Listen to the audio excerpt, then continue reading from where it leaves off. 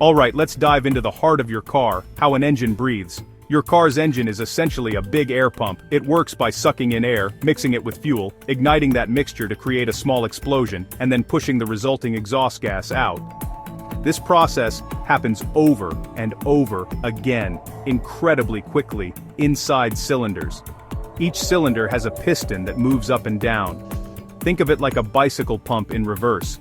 Instead of you pushing the handle to force air out, an explosion pushes the piston down, which turns a crankshaft. This turning motion is what ultimately makes your car's wheels spin and propels you down the road. It's a beautifully simple and effective cycle of intake, compression, combustion, and exhaust. This four-stroke cycle is the foundation of almost every petrol engine on the road today.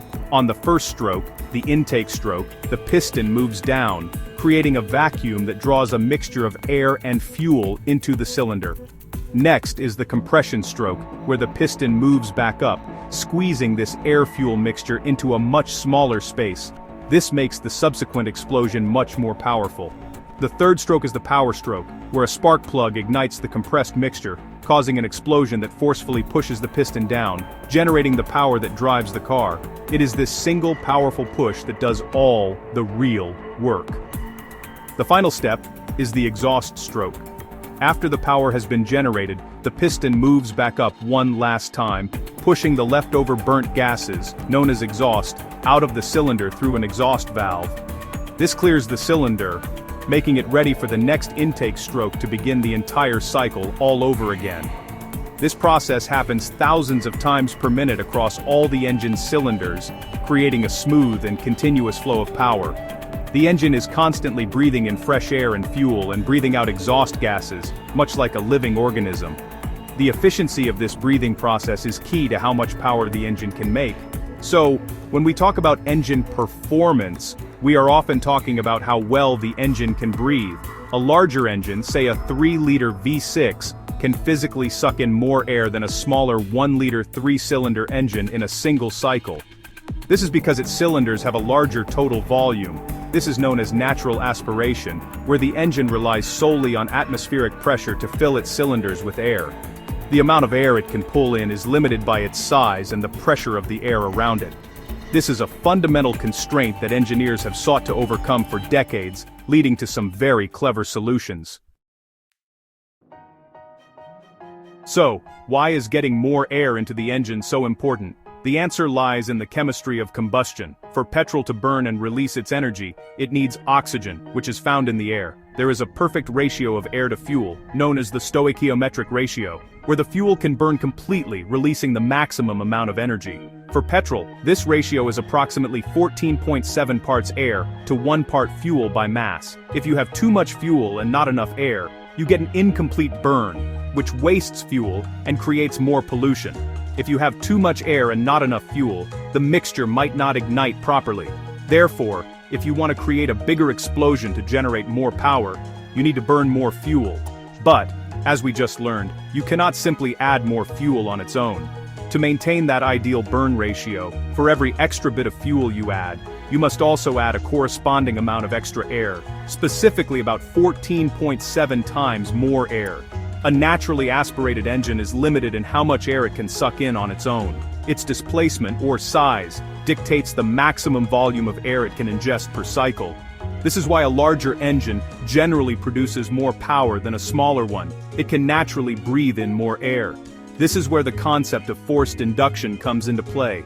Instead of letting the engine suck in air passively, forced induction actively pushes or forces more air into the cylinders than they could draw in on their own. By cramming more air molecules into the same amount of space inside the cylinder, we effectively increase the engine's potential. With more air packed into the cylinder, we can now inject a proportionally larger amount of fuel. This larger, denser charge of air and fuel results in a much more powerful explosion when the spark plug fires. Think of it like building a bonfire. You can have a small, pleasant fire with a few logs. But if you want a massive, roaring bonfire, you need a much bigger pile of wood. However, that big pile of wood won't burn properly without enough air. If you use a bellows to force more air into the base of the fire, it will burn hotter and more intensely. A turbocharger acts like a very sophisticated high-speed bellows for your engine, forcing in the extra air needed to burn a larger amount of fuel, and create a significantly more powerful combustion event, all without having to increase the physical size of the engine. So how do we force more air into the engine? This is the job of the turbocharger, a brilliantly clever device. One of the most elegant aspects of a turbocharger is that it uses wasted energy to create power. As we discussed, an engine produces hot, high-pressure exhaust gases that are pushed out during the exhaust stroke.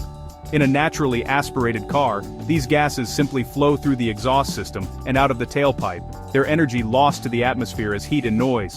A turbocharger is designed to capture and harness this otherwise wasted energy.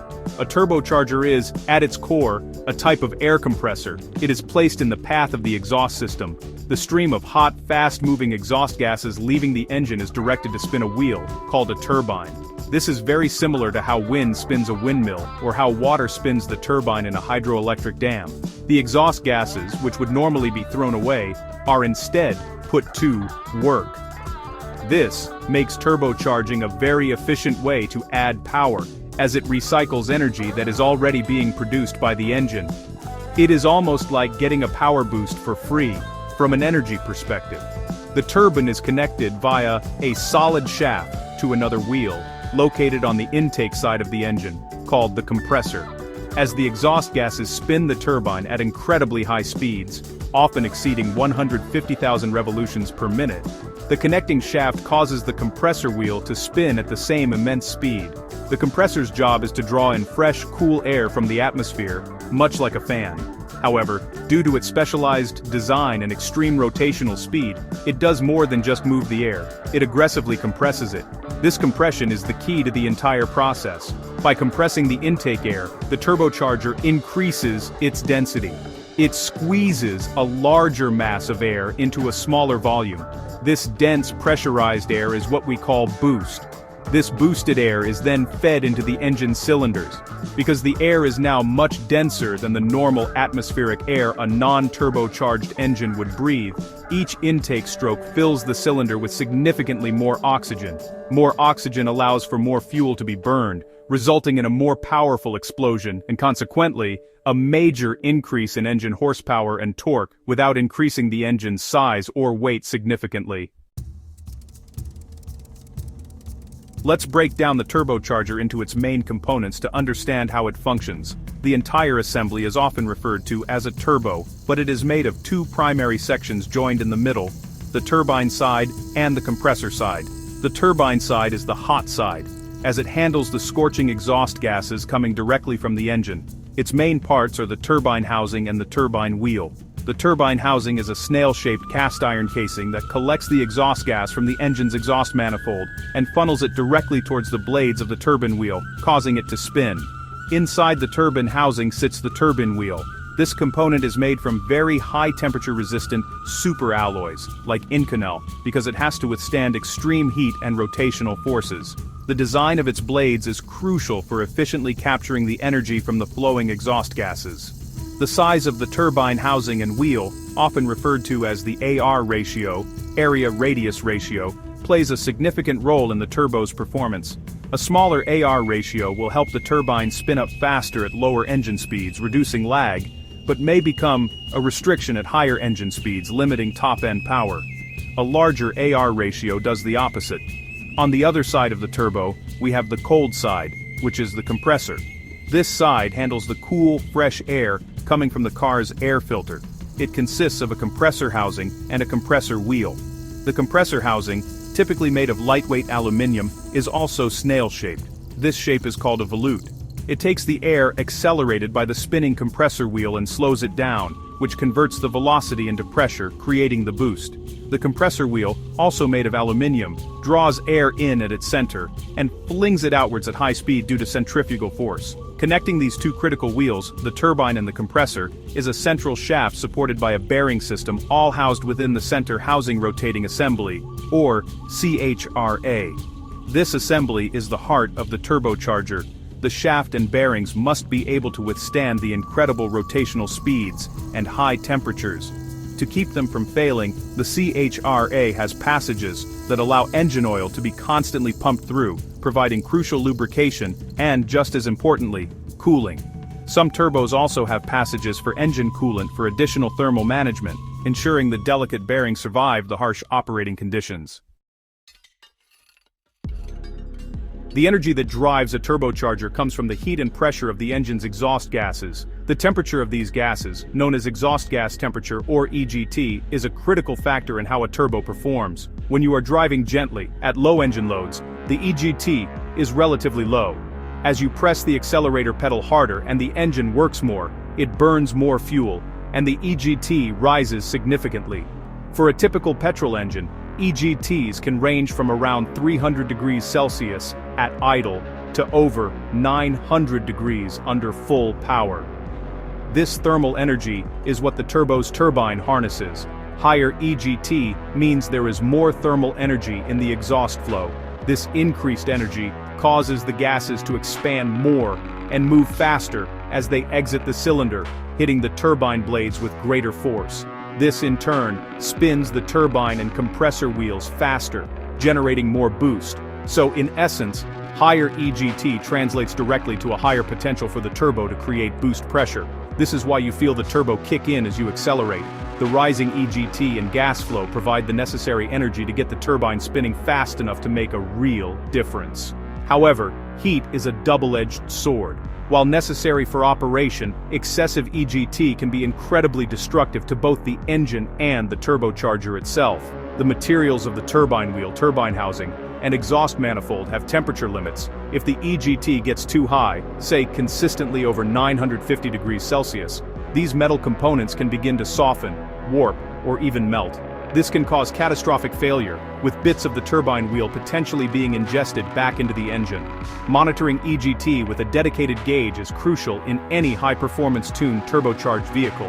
Managing EGT is primarily about engine tuning, specifically the air-fuel ratio. Running an engine too lean, meaning too much air for the amount of fuel, can cause EGT to skyrocket to dangerous levels. To control this, tuners will often enrich the air-fuel mixture under high boost conditions, adding more fuel than is strictly necessary for combustion. This extra fuel doesn't all burn, some of it evaporates and has a cooling effect on the combustion chamber and the subsequent exhaust gases. This is a common strategy to keep EGTs in a safe range, protecting the turbo and engine, even if it means sacrificing a small amount of fuel efficiency. When you add a turbocharger, you are fundamentally changing how your engine breathes, so you must also change how it eats. The air-fuel ratio, or AFR, becomes far more critical in a turbocharged engine than in a naturally aspirated one. As we've established, the goal of the turbo is to force more air in, allowing us to burn more fuel. The engine's computer, the engine control unit, also called the ECU, is responsible for determining how much fuel to inject based on how much air it detects entering the engine. A factory ECU is not programmed to handle the large volumes of pressurized air from a turbo. Without proper tuning, adding a turbo to a standard engine is, honestly, a recipe for disaster. The stock ECU would see the massive influx of air, but would be limited by its factory programming and the fuel system's capacity. It might not be able to command the fuel injectors to supply enough fuel to match the boosted air. This creates a lean condition, where the air-fuel mixture has too much oxygen. A lean mixture burns much hotter than an ideal one, causing a rapid and dangerous spike in combustion temperatures and exhaust gas temperatures, or EGT. This can lead to engine knock or detonation, which is an uncontrolled explosion in the cylinder that can melt pistons and destroy an engine very quickly. To properly support a turbocharger, the fuel system itself must be upgraded. The stock fuel pump and fuel injectors are designed to deliver a certain maximum amount of fuel. When you are forcing, let's say, 50% or even 100% more air into the engine, you need a fuel system that can deliver 50 or 100% more fuel to maintain a safe AFR. This usually means installing a higher flowing fuel pump to move more petrol from the tank, and larger fuel injectors that can spray a greater volume of fuel into the cylinders when the ECU commands them to. Without these hardware upgrades, tuning the ECU is pointless, since the physical components just can't deliver the required fuel. A professional engine tuner will then remap the ECU's fuel tables. They'll use sensors, including a wideband oxygen sensor that accurately measures the AFR, to monitor the engine's behavior under different boost and load conditions on a dynamometer. The goal is to program the ECU to to deliver a rich air-fuel ratio, typically around 11.5 to 1, up to 12.5 to 1, whenever the engine is under boost. This slightly rich mixture provides a safety margin, helping to keep combustion temperatures and EGTs down, preventing knock, and ensuring the long-term health of your newly turbocharged engine. It's really a delicate balancing act between making power safely and avoiding engine-destroying lean conditions. When a turbocharger compresses air, it also heats it up. This is just a simple law of physics. When you compress a gas, its temperature increases. This is an unwanted side effect, because hot air is less dense than cool air. If we feed this hot air directly into the engine, we lose some of the power gains we were trying to achieve, since less dense air contains less oxygen per unit of volume. Even worse, hot intake air dramatically increases the likelihood of engine knock or detonation, which is extremely dangerous for the engine's internal components. The solution to this problem is an intercooler. An intercooler is essentially a radiator for the intake air. It's placed in the plumbing between the turbo's compressor outlet and the engine's intake manifold. The hot, pressurized air from the turbo flows through the core of the intercooler. At the same time, cooler ambient air from outside the car flows across the intercooler's fins, drawing heat away. This process can significantly lower the temperature of the charge air before it enters the engine. A cooler, denser air charge not only makes more power, but also provides a vital safety buffer against detonation, allowing the engine to run more boost and timing advance safely. Just as the intake air needs cooling, the turbocharger itself requires constant care, mainly through oil. The shaft inside a turbo spins at astronomical speeds, and the turbine side is exposed to extreme exhaust heat. To survive, it needs a continuous supply of clean, high-quality engine oil. This oil serves two purposes: lubrication and cooling. It creates a hydrodynamic film in the bearing system that the shaft floats on, preventing metal-on-metal contact. At the same time, the oil absorbs a huge amount of heat from the center housing and carries it away as it circulates back to the engine's oil pan. Because of this dual role, the oiling system for a turbo is non-negotiable. You must ensure the turbo receives oil at the correct pressure and volume. This involves running a high-pressure feed line from the engine block to the turbo's oil inlet, and a larger gravity-fed drain line from the turbo's outlet back to the oil pan. Using high-quality synthetic oil and changing it more frequently than recommended for a non-turbo car is also essential, since the turbo subjects the oil to much higher thermal stress, causing it to break down faster. Proper cooling and lubrication are, honestly, the lifeblood of any reliable turbo setup. Once all the physical components, the turbo, intercooler and fuel system are installed, the final and most critical piece of the puzzle is tuning the ECU. The ECU is the brain of the modern engine, controlling everything from fuel injection to ignition timing. A proper tune integrates the new turbocharger system with the engine, making sure they work together harmoniously and reliably. The tuner adjusts the fuel maps to provide that safe, rich mixture under boost, and modifies the ignition timing maps. Ignition timing refers to the precise moment the spark plug fires in the combustion cycle. Advancing the timing, or firing the spark plug earlier, can increase power, but it also increases cylinder pressure and the risk of knock. A tuner has to carefully balance ignition timing with boost levels. As boost increases, the timing must generally be retarded, or fired later, to prevent detonation. This is a complex dance, and a good tune, often performed live on a rolling road dynamometer, is what separates a powerful, reliable turbocharged car from one that quickly suffers a catastrophic engine failure. The tune is the intelligence that makes the brute force of the turbo usable and safe. One inherent characteristic of turbocharging that you will often hear about is turbo lag. This is the delay between when you press the accelerator pedal and when you feel the full power of the turbo kick in. This delay exists because the turbo's turbine needs time to spin up. When you are cruising at low RPM, the exhaust gas flow is slow and the turbine is barely spinning.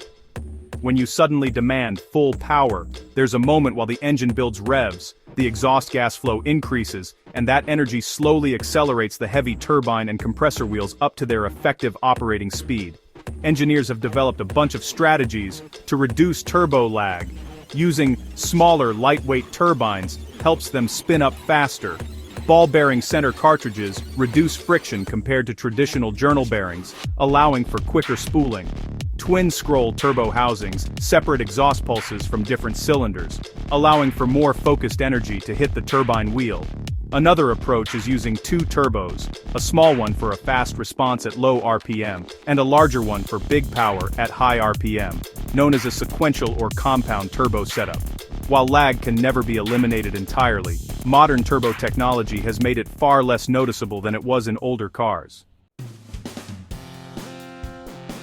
Embarking on a turbocharging project is an exciting way to unlock significant power from your engine. We have seen how an engine works as an air pump and how forcing more air into it, along with more fuel, creates a bigger bang and more power. The turbocharger is a remarkable piece of engineering that accomplishes this by cleverly recycling waste energy from the exhaust stream. It uses a hot side turbine to spin a cold side compressor, which pressurizes the air heading into the engine. This process of forced induction is the secret behind the impressive power figures of many modern performance cars. However, as we've discussed, it's not as simple as just bolting a turbo onto an engine. Success lies in considering the entire system. You must manage the heat generated by compression with an intercooler to ensure a dense and safe air charge. You must upgrade the fuel system with a bigger pump and injectors, and then tune the ECU to deliver the correct, richer, air-fuel ratio to prevent engine-destroying lean conditions. You must also ensure the turbo itself is properly cooled and lubricated with a constant supply of high-quality oil to handle its extreme speeds and temperatures. For beginners, the key is to do thorough research and start with a realistic plan. Choose a well-documented engine and a proven turbo kit if possible. Don't cut corners on crucial supporting components like the fuel system, cooling, and professional tuning. This is where failures happen. Understand that concepts like turbo lag are part of the experience, and reliability is directly tied to how well you manage heat and a safe engine tune. It is always better to run slightly less boost and have a reliable engine than to push for maximum power and risk a costly failure. Ultimately, turbocharging is a rewarding journey into the heart of engine performance. It transforms a standard engine into something far more potent, offering a thrilling surge of acceleration that is deeply satisfying.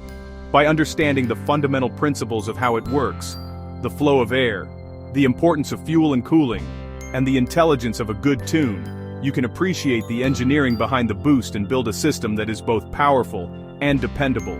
The sound of the turbo spooling up will become the soundtrack to a whole new level of driving enjoyment, all powered by the simple principle of giving your engine a bigger breath of air.